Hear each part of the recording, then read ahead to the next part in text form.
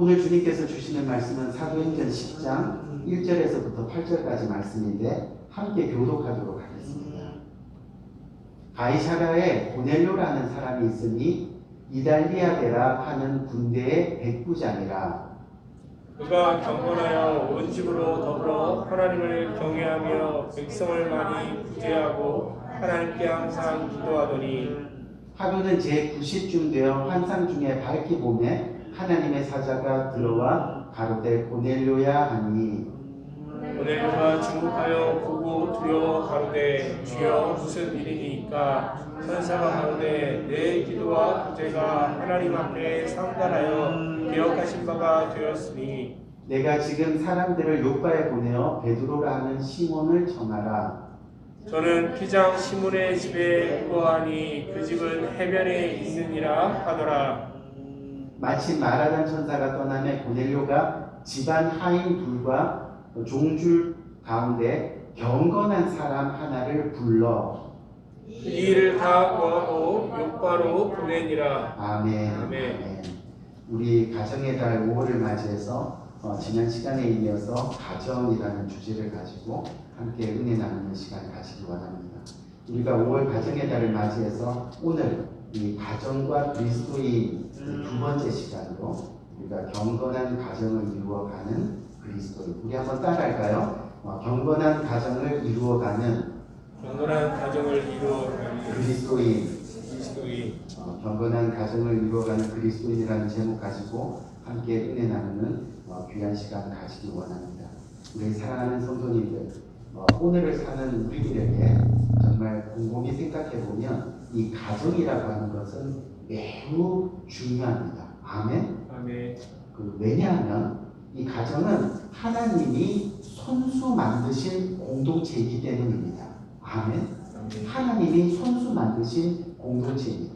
이게 무슨 얘기냐면 하나님의 창조 질서가 그대로 있는 곳이 바로 가정이라는 겁니다. 우리가 잘 아는 창세기 1장 28절 말씀을 보면 그 28절에 하나님이 그들에게 복 주시며 그들에게 이르시되 생육하고 번성하여 땅에 충만하라 땅을 정복하라 모든 생물을 다스리라 하시니라. 아멘 이라고 말씀합니다. 즉 무슨 이야기냐면 하나님이 가정을 향해 복을 주시는데 그 복이 뭐라고요? 바로 생육하고 번성하여 땅에 충만하라. 이 충만하라는 이 단어는 원어로 보니까 복이 빽빽하게, 아멘? 빽빽하게 충만하라. 그것이 바로 복, 즉 행복이고 이것을 지켜나갈 때 바로 하나님의 창조 질서를 세워가는 일이 되는 겁니다. 사실 이 구절에 대한 설명이 너무너무나 많습니다. 정말 여러분들에게 전할 것이 너무 많은데 그래도 결론적으로 뭐냐면 하나님은 우리 각 가정이 진정한 에덴이 되기를 원하신다는 거예요. 아멘? 우리 성경 공부 시간에 다 배운 대로 에덴이라는 것이 뭐예요? 에덴의 뜻이 뭐라 그랬어요? 기쁨. 바로 진정한 기쁨. 우리 각 가정들이 정말 진정한 기쁨이 되기를 원하신다는 말씀입니다. 왜냐하면 창조 질서, 하나님의 창조 질서의 명제가 뭐냐면 보기에 좋았더랍니다. 하나님이 창조하시고 보기에 좋았더라. 창조하시고 보기에 좋았더라. 하나님이 즉 기뻐하셨다는 이야기입니다. 하나님이 사람을 창조하신 후에 가장 기뻐하셨다고 말씀합니다. 그래서 가정을 에덴 위에 만드셨다는 겁니다. 바로 가정이 기쁨 그 자체라는 그런 이야기입니다. 그런데 지금 오늘날 이 가정들이 많이 흔들리고 있습니다. 왜요? 사회가 한편의 예를 보면 도덕성을 잃어가면서 동성애와 페미니즘이 가정으로 들어오다 보니까 이 가정의 도덕성이 계속해서 무너지고 있는 겁니다. 어떻게 해요? 동성애로 가정이 생육하지 못합니다. 페미니즘으로 가정들이 번성하지를 못합니다. 결국 생육하고 번성하여 땅에 충만하라는 하나님의 창조 질서가 지금 무너지고 있다는 이야기죠. 뿐만 아니라 원래 하나님의 가정들이었는데, 그렇죠? 태초부터 다 하나님의 가정들이었는데 가정들이 하나님을 떠나다 보니까 우리 가정들이 너무 많이 병들어가고 바뀌어가고 있다는 겁니다. 가정에 대한 책임이 없어진다는 이야기죠. 점점 세상의 가정들이 쾌락과 물질로 계속해서 바뀌어가고 있다는 것을 우리는 부정할 수가 없다는 이야기입니다. 여러분, 혹시 딩크라는 단어 들어보신 적 있으세요? 혹시 딩크라는 단어 들어보신 분 한 번만 손 들으세요. 몇 분 많이 계시네요, 보니까. 왜냐하면 요즘 미국의 젊은이들 사이에서 2015년부터 지금 계속해서 유행하는 말입니다. 딩크. 이 딩크가 무슨 뜻이냐면 여러분 한번 보세요. 딩크가 아이를 낳지 않고 부부가 맞벌이하는 가정을 일컬어서 말하는 겁니다. 즉 더블 인컴, 노 키즈.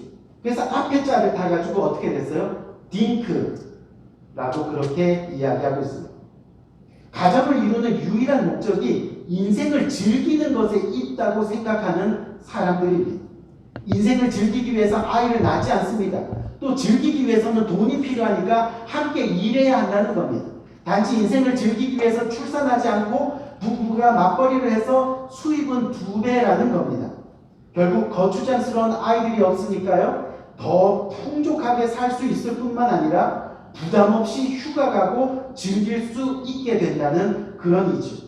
그러다가 나이가 들면 서로 실증을 느낄 때, 서로 짜증을 느낄 때 아이들 때문에 골치 아픈 일 없이 그냥 간단하게 이혼할 수 있다는 그런 말입니다.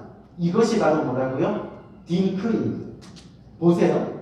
옆에도 보니까 어느 학습지에 초등학생이 쓴 답글 내용이 있는데 이 질문을 보니까 뭐라 그랬냐면 자녀는 왜 낳고 싶은가 이렇게 물었더니 그 학생이 뭐라고 대답해요? 안 낳고 싶어요. 이렇게 대답해요. 몇 명의 자녀를 몇 세쯤 낳을까 했더니 안 낳아. 이렇게 대답해요. 나는 어떤 부모가 되고 싶은가 물으니까 안 해요. 나는 부모 안 한다는 거예요. 부모 안 한다는 거예요. 마지막 질문이 뭐냐면 나의 자녀가 어떤 사람이 되었으면 좋을까 물으니까 마지막으로 뭐라 그래요? 안 낳는다고 이렇게 답을 했다는 거예요. 이제는 가족끼리 서로 양보하고 희생하고 섬기고 사랑하는 그런 가정들이 점점 사라지고 있습니다. 즉 오늘날의 이 결혼관과 가정관이 점점 하나님으로부터 멀어지고 있다는 그런 이야기입니다. 그런 까닭에 5월 가정의 달을 우리가 맞이해서 오늘 우리가 그리스도인으로서 어떻게 하면 각 가정들이 믿음의 가정으로 다시금 바로 서고 회복되고 또 더 나아가서 어떻게 하면 우리 자녀들의 가정이 이 믿음의 유산을 물려받아서 신앙생활 가운데 이 땅에서 하나님의 축복을 누리는 복된 그리스도의 가정으로 살아갈 수 있을까? 아멘? 이것을 우리가 심각하게 고민해보는 그런 귀한 시간을 가지기 원합니다. 오늘 말씀 가운데 그런 지혜와 하나님의 부담, 거룩한 부담이 여러분들의 심령 가운데 일어나기를 간절히 바랍니다. 어떤 거룩한 부담이요? 가정을 살리고, 가정을 세우고, 가정이 신앙 안에서 돈독해지고. 아멘? 오늘 본문 말씀을 보니까 우리가 아주 잘 아는 이 고넬료라는 사람이 등장을 합니다. 그리고 그 가정에 대해서 오늘 성경 말씀은 저와 여러분들에게 소개하고 있죠. 오늘 본문 1절 2절 말씀을 보니까 1절 2절 말씀에 바이샤갈에 고넬료라는 사람이 있으니 이달리아 부대라 하는 군대의 백부장이라. 그런데 그가 뭐라 그래요? 경건하여 온 지방과 더불어 하나님을 경외하며 백성을 많이 구제하고 하나님께 항상 기도하더니 라고 그렇게 본문은 이야기합니다. 오늘 본문에 보니까 이 고넬료의 가정을 일컬어 경건하여 이 경건한 가정이라 말씀하고 있습니다. 여러분 무슨 이야기냐면 하나님이 친히 하나님의 말씀을 통해서 고넬료의 가정을 경건한 가정이라고 인정하셨다는 그런 이야기입니다. 아멘? 그렇다면 하나님이 인정하시는 경건한 그 가정의 모습이 도대체 어떤 모습의 가정이냐 하는 겁니다. 이것을 우리가 오늘 이 시간에 살펴보고자 하는 거죠. 그 첫 번째로 우리가 경건한 가정의 기본이 되는 것이 뭐냐면 바로 하나님을 경외하는 가정입니다. 아멘. 하나님을 경외하는. 왜요? 고넬료라는 사람이 경건한데 그 가정이 첫 번째로는 하나님을 경외하는 가정이었다라고 성경은 이야기하고 있습니다. 즉 하나님을 경외한다는 것은 하나님을 예배하고 동시에 하나님을 두려움으로 공경하는 것을 말하는 겁니다. 다시 말해서 고넬료의 가정은 하나님을 예배하는 가정이었습니다. 동시에 하나님의 심판자임을 알고 두려움으로 공경했다는 말입니다. 지난번에 여러분들에게 말씀드린 대로 하나님을 공경한다는 것은 뭐라 그랬어요? 내가 하나님을 예배하고 있느냐, 그렇죠? 말로는 하나님을 공경하고 하나님을 경외하고 하나님을 두려워하고 하나님을 믿는다고 하는데 도대체 내가 예배자이냐는 거예요. 나의 삶 가운데 예배가 있느냐는 겁니다. 결국 고넬료가 하나님을 경외했다는 것은 하나님을 진심으로 예배했다는 뜻이 되는 겁니다. 그런데 여기서 우리가 주목해야 할 것이 하나 있는데 고넬료가 혼자서 하나님을 예배한 것이 아니라는 겁니다. 그렇죠? 오늘 본문 2절을 자세히 보니까 뭐라 그랬어요? 온 집안과 더불어 하나님을 경외했다라고 말씀하고 있습니다. 고넬료는 부인, 아들, 딸과 더불어 온 식구들이 하나님을 예배했다는 겁니다. 뿐만 아니라 고넬료는요, 자신과 관계하고 있는 이웃 사람들에게도 예수님을 잘 믿도록 한 사람입니다. 오늘 저와 여러분이 읽은 본문 7절 말씀 기억 한번 해보세요. 거기서 천사가 베드로를 불러오라고 말하니까 이 고넬료가 어떻게 해요? 하인들과 부하들 가운데서 어떤 사람? 경건한 사람 하나를 불러서 보내는 장면이 나옵니다. 즉 하인들도 부하들도 예배드리는 사람으로 만들었다는 겁니다. 아멘? 만들었다는 겁니다. 우리 사랑하는 성도님들, 신앙생활을 하다 보면 혼자서 또 개인적으로 예수님을 잘 믿을 수는 있습니다. 또 남편 혼자 잘 믿을 수 있고 또 아내 혼자서 잘 믿을 수도 있습니다. 부모만 예수님을 잘 믿을 수 있고 자녀들만 예수를 잘 믿을 수도 있습니다. 그런데 고넬료는 온 집안과 더불어 예수님을 잘 믿었다는 겁니다. 아멘. 바로 여기에 경건의 가정이 되는 비결이 있는 겁니다. 결국 나를 경건하게 하고 너를 경건하게 하는 것은 우리 모두가 함께 경건해질 때 가능하다는 겁니다.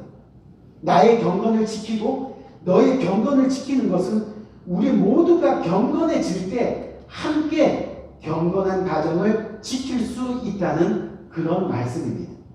한 예로 여러분, 창세기 19장 말씀을 보면 이 롯의 가정에 대한 이야기가 나옵니다. 이 롯의 가정에 어떤 일이 벌어졌죠? 어떤 일이 일어났습니까? 그들이 살던 소돔과 고모라 지역이 하나님의 심판, 유황 심판을 받습니다. 왜요? 너무 많은 죄가 소돔과 고모라에서 넘쳐났습니다. 그런데 성경은 당시 그 소돔과 고모라에 일어났던 그 죄에 대해서 구체적으로 성경을 통해서 설명을 하는데 그 죄가 뭐냐면 남자가 남자를 취하는 겁니다. 여자가 여자를 취하는 겁니다. 어른이 어린 아이들을 취하는 겁니다. 즉 쉽게 얘기하면 가정이 완전히 무너져 버렸다는 말입니다. 그래서 하나님이 심판하기로 결정하십니다. 그때 천사들이 롯에게 소돔과 고모라가 멸망할 것이라고 말을 해줍니다. 그때 롯이 이 사실을 듣고 가족들에게 전하는데 특히 주위 가족들에게 아무리 권면해도 그 사위들은 말을 듣지 않는 겁니다. 하나님의 심판을요 그냥 농담으로 여겼다는 겁니다. 더 주목할 것은 롯의 아내입니다. 무슨 얘기냐면요, 하나님의 말씀을 듣는 것 같은데 결국 하나님 말씀에 끝까지 순종하지 못하고 뒤돌아보다가 결국은 뭐가 됐어요? 소금 기둥이 되고 말았다는 거예요. 롯은 경건한 사람이었습니다. 하지만 롯의 아내는 세상과 물질에 대한 미련이 많이 있었던 사람이었습니다. 함께 경건한 가정을 이루지 못하면 이런 아픔이 있을 수 있다고 하나님은 경고하고 계시는 겁니다. 아니, 자신의 경건도 잃어버리고 세상으로 눈 돌릴 수 있다고 그렇게 말씀하고 있는 겁니다. 세상으로 돌아가는 멸망 인생이 될 수 있다는 것을 하나님은 이 사건을 통해서 저와 여러분들에게 경고하고 있어요. 여러분, 성경을 보니까 마지막 때에 사실 이런 일들이 성도들 가정에서 많이 일어난다라고 말씀하고 있는 겁니다. 그래서 여러분, 사실은요, 성도라고 일컬어지는 우리들이요, 건강을 잃어버리고 또 비즈니스가 잘 안 되고 사업이 망하는 것이 고통스러운 것이 아니라 신앙생활에서 실패하는 것이 가장 고통스러운 일이라는 거예요. 아멘? 정말입니다.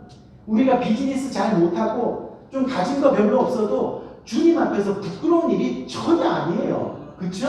우리가 하나님을 잘 믿으면 더 격려하고 사랑할 수밖에 없어요. 그런데 중요한 건 뭐냐면 신앙생활에서 실패하는 것, 그것이 너무나 고통스러운 일이에요. 세상과 재물의 욕심과 마음이 가 있는 것이 고통스러운 일이라는 겁니다. 그렇기 때문에 온 집안과 더불어 하나님을 경외하는 가정이 되어야 됩니다. 하나님을 예배하는 가정으로 만드는 것이 신앙생활에 있어서 최우선이 되어야 합니다. 먼저는 내가 진정한 예배자가 되고, 그리고 배우자와 자녀들이 하나님을 예배하는 신앙생활하도록 계속해서 어떻게 해요? 권면해야 합니다. 여러분, 비행기 타보셔서 아는데 비행기에 사고가 나면 산소호흡기가 내려오죠. 근데 거기 설명이 뭐라고 되어 있어요? 내가 먼저 뛰고, 그렇죠? 내가 먼저 뛰고, 내가 살고, 그리고 옆에 자녀 끼워주고 이렇게 하라는 거예요. 내가 먼저 예배자가 되는 거예요. 경건한 예배자가 되어서 끊임없이 어떻게 해요? 신앙생활을 하도록 권면하는 겁니다. 하루아침에 되는 것이 아닙니다. 포기하지 말고 부단히 노력해야 한다는 겁니다. 아마 마귀는요, 계속해서 예배하지 못하도록 방해할 겁니다. 마귀는 계속해서 우리를 바쁘게 만들어서 예배를 빠지게 하고 우리의 건강을 건드려서 예배를 타협하게 만듭니다. 한 번은 괜찮아. 한 번쯤 그냥. 그런데 이 한 번이 한 달이 되고 그 한 달이 1년이 되고 그러면서 교회에 오랫동안 나오지 못하도록 합리적인 변명을 만들고 그래서 결국은 하나님을 떠나게 만드는 겁니다. 그게 사단의 계략입니다. 코로나로 교회에 오랫동안 나오지 못한 성도들에게 마귀는 계속해서 속삭입니다. 너 그거밖에 안 되는 사람이야. 뭐 나가서 창피당할 일 있어? 계속해서 속삭입니다. 그러면서 신앙의 수치심을 더합니다. 결국 이 교회 저 교회 방황하게 만들다가 구원을 뺏어가는 것이 바로 뭐라고요? 사단의 마귀의 전략입니다. 고넬료의 가정은 온 식구가 하나님을 믿고 그를 두려워하는 가정이었습니다. 결국 이 가정의 주인이 하나님이셨기 때문에 가능하다는 겁니다. 아멘? 경건한 가정, 바로 하나님을 경외하는 가정입니다. 우리 두 번째로 한번 살펴볼까요? 두 번째 뭐냐면 경건한 가정은 두 번째로 보니까 뭐라 그랬어요? 백성을 많이 구제하고. 바로 경건한 가정은 구제하는 가정입니다. 고넬료의 가정을 보니까 백성을 많이 구제하고라고 말씀합니다. 여기서 우리가 주목해야 될 것은 뭐냐면 경건한 가정은 구제를 하는데 그냥 적당히가 아니라 뭐라고요? 많이입니다. 여기서 많이라는 단어를 제가 원어로 살펴봤더니 크게, 자주, 아멘? 크게, 자주라는 의미라는. 그러니까 고넬료는 이웃 사람들을 많이 도와주었는데 어떻게 해요? 크게, 그리고 자주 도와주었다는 겁니다. 양뿐만이 아니라 진로도 풍성하게 했다는 말입니다. 고넬료 가정이 얼마나 많이 구제를 했느냐 하면 오늘 본문 읽은 본문의 22절 끝에 22절 부분으로 가보면 22절에 유대인들이 이 고넬료 가정을 칭찬을 하는 거예요. 유대인들이. 여러분, 이 고넬료는 그 당시 뭐예요? 이방 사람이었어요. 오늘날로 이야기하면 식민지 사람이었어요. 식민지. 다시 말해서 식민지 이방 사람이 아무리 훌륭해도 유대인들에게는 멸시받는 것이 현실이었다는 거예요. 그런데 유대인들이 직접 뭐 했다고요? 그를 칭찬했다는 거예요. 얼마나 많이 구제를 했습니까? 사랑하는 성도님, 성경에 보면 하나님은 구제하는 것을 매우 기뻐하십니다. 왜요? 솔직히 우리 삶에 예배가 먼저 경건, 예배가 세워지면 구제는 저절로 따라오게 되어 있는 겁니다. 하나님의 심정이니까. 구제한다는 것은 그래서 뭐냐면 이미 예배가 우리 삶에 세워져 있다는 겁니다. 하나님을 경외한다는 겁니다. 그러니까 하나님이 좋아하실 수밖에 없다는 거죠. 결국 예배 없이 구제하다 보니까 시험만 당하는 거예요. 예배 없이 구제하다 보니까 또 쓰러지고 시험 당하고 넘어지고.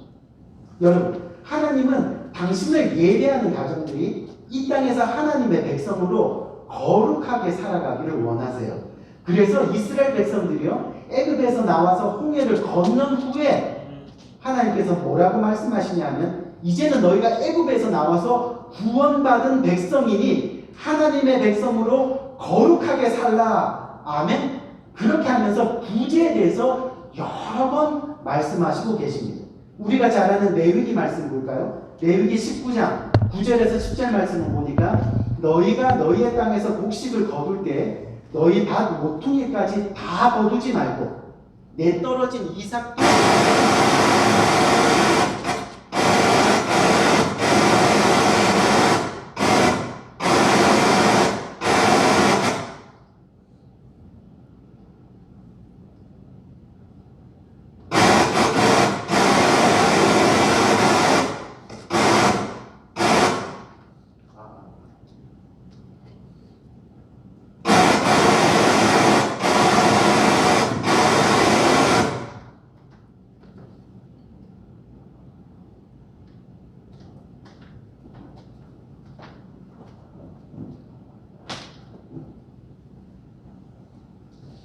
죄송합니다. 비가 와서 아마 전화가 혼선이 되는 봐요. 우리 계속 합시다.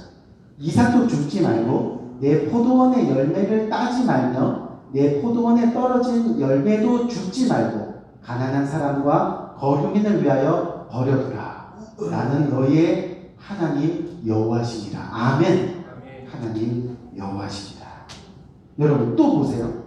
또 신명기 24장 19절 말씀을 보니까 내가 밭에서 곡식을 벨 때 그 한 뭇을 밭에 잃어버렸거든 다시 가서 가져오지 말고 나그네와 고아와 과부를 위하여 남겨두라.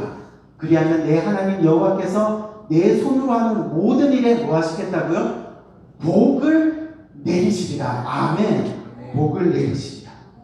예수님도 구제에 대해서 말씀하셨죠. 마태복음 6장 3절에 보니까 구제할 때 오른손이 하는 것을 어떻게 해요? 왼손이 모르게 하라 말씀하셨어요. 그리고 야고보서 1장 27절에 보니까요, 고아와 과부를 돌보는 것이 바로 정결하고 더러움이 없는 경건이라고 말씀하고 있습니다. 한번 봅시다. 우리가 야고보서 1장 27절 말씀 한번 봅시다. 하나님 아버지 앞에서 정결하고 더러움이 없는 경건은 곧 고아와 과부를 그 환난 중에 돌보고 또 자기를 지켜 세속에 물들지 아니하는 그것입니다. 아멘. 아멘. 경건한 가정에 대해서 말씀하시는 두 번째. 사랑하는 성도님, 정말로 하나님께서 우리의 모든 경건의 구제를 보신다는 거예요.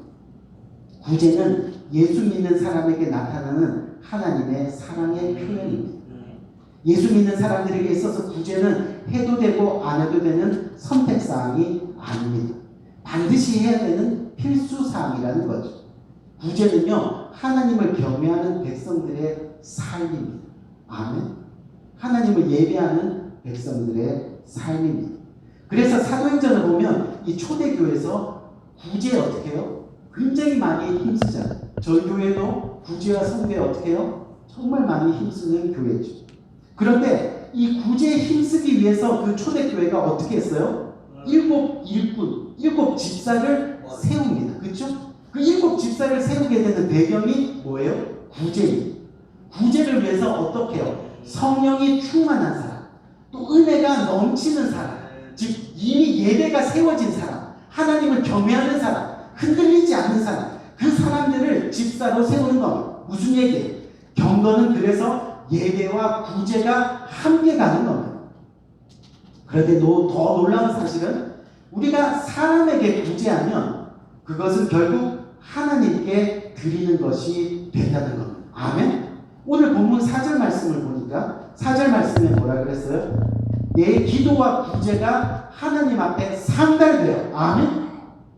내 기도와 구제가 하나님 앞에 상달되어 기억한 바 되었으니 라고 그렇게 주님께서는 말씀하고 있다는 거예요. 고넬료가 어려운 사람들을 구제했는데 하나님이 기억하셨다는 겁니다. 무슨 이야기예요? 바로 잠언 11장 25절 말씀을 보니까 구제를 좋아하는 자는 풍족하여질 것이요, 즉 하나님이 더 채워주시니까 풍족하게 된다는 겁니다. 또 잠언 18장 17절 말씀을 보니까 가난한 자를 불쌍히 여기는 자는 하나님께 꾸이는 것이니 그 행한 대로 어떻게 해요? 갚아주리라. 아멘. 구제는 하나님이 모른 척 하지 않으십니다. 하나님이 다 기억하시고 반드시 갚아주신다고 약속하셨습니다. 더 축복해 주시겠다고 약속하셨다는 겁니다. 우리 마지막으로 한번 살펴볼게요. 시간 관계상 마지막 세 번째로 우리 경건의 가정, 어떤 가정이에요? 바로 기도하는 가정입니다. 우리 기도하는 가정. 이 고넬료의 가정을 보니까 온 집으로 더불어 하나님께 항상 어떻게 했다고 했어요? 기도하였더니 라고 그렇게 했어요. 정말 고넬료의 가정은 하나님께 항상 기도하는 가정이었습니다. 오늘 본문 3절 말씀도 보니까 고넬료가 기도하는 모습이 보이잖아요. 그렇죠? 제9시에 기도를 하다가 환상을 봅니다. 환상을 봐서 어떻게 하는 거예요? 베드로를 부르라고 청하게 되는 거죠. 그렇죠? 우리 사랑하는 성도님, 성경은 하나님을 예배하는 사람은 반드시 항상 기도해야 된다는 것을 알려주고 있는 겁니다. 왜요? 구제하고 봉사하다가 시험에 들 수 있어요. 시험에 들면 예배까지 어떻게 해요? 무너질 수 있어요. 그래서 베드로전서 5장 8절 말씀에 근신하라, 깨어있으라. 너희 대적 마귀가 우는 사자와 같이 두루다니며 삼킬 자를 찾나니. 아멘. 우리 영혼을 깨우는 것이 뭐라고요? 바로 기도라는 겁니다. 우리가 진정한 예배자가 되고 또한 예수님의 삶처럼 나누고 섬기는, 즉 구제하는 삶을 지탱해주는 영적인 힘, 그렇죠? 그 영적인 힘이 바로 뭐라는 거예요? 기도라는 겁니다. 기도가 우리를 붙듭니다. 기도가 우리를 하나님께로 더 가까이 나가게 하는 겁니다. 결국 기도가 우리의 경건을 완성시켜 주는 겁니다. 아멘. 늘 말씀드리지만 기도는요, 우리를 거룩하게 경건하게 만드는 영적인 힘이 된다는 거죠. 우리 사랑하는 성도님, 그리스도의 가정은 기도하는 가정입니다. 경건한 가정, 사람들에게 또한 하나님께 칭찬받는 영적 가정은요, 바로 기도하는 가정이라는 겁니다. 자녀들에게 기도를 가르쳐야 됩니다. 기도하라고 권면해야 됩니다. 고민하는 자녀에게 먼저 기도하라고 기도의 시간을 내어주도록 격려해야 돼요. 세상 살다가 끊임없이 힘들고 지치고 어려울 때가 찾아옵니다. 그때 우리를 살리는 것은 기도입니다. 아멘. 우리가 가야 되는 그 길이 기도의 길입니다. 하나님께 나갈 수 있도록 유일한 그 길이 바로 기도라는 겁니다. 기도하는 모습이 있는 가정이 결국은 경건한 가정이 됩니다. 하나님이 다스리시는 가정이 됩니다. 하나님 나라를 이루는 가정이 된다는 거죠. 이제 말씀 마치겠습니다. 우리 사랑하는 성도님, 5월 가정의 날을 맞이해서 가정과 그리스도인에 대해서 제가 여러분들께 말씀을 증거하고 있는데, 여러분, 이 도덕적으로 또 윤리적으로 가정을 우리가 지키는 것은 어때요? 굉장히 중요합니다. 하지만 신앙적으로 영적으로 가정을 지키는 것은 더 중요하다는 겁니다. 그리고 더 나아가서 온 가족이 영적으로 하나 되어 하나님을 섬기는 것은 매우 중요합니다. 왜요? 영원한 생명이 달려있는 문제이기 때문입니다. 아멘? 영원한 생명. 영원한 생명. 지난주에 말씀드린 대로 나는 죽어서 천국 가고 너는 죽어서 지옥 간다면 이 땅에서 가족이 함께 사는 동안 정말 행복할 수 있겠느냐는 거예요. 나는 지금 하나님을 잘 믿어서 내가 천국 갈 것을 확신하는데 내 남편이, 내 아내가, 내 자녀가 지금 하나님을 모르고 있어요. 지옥 갈 거 뻔한데 함께 사는 것이 진정으로 행복할 수 있겠냐는 그런 것. 우리 사랑하는 성도님, 지금 가정을 가진 여러분, 앞으로 가정을 이루실 여러분, 바라기는 신앙의 가정을 만들기를 주님의 이름으로 축원드립니다. 경건한 가정을 이루시기를 주님의 이름으로 축원드립니다. 오늘 예배드리는 우리 모두가 바로 고넬료의 가정처럼 하나님을 예배하는 가정이 될 수 있기를 바랍니다.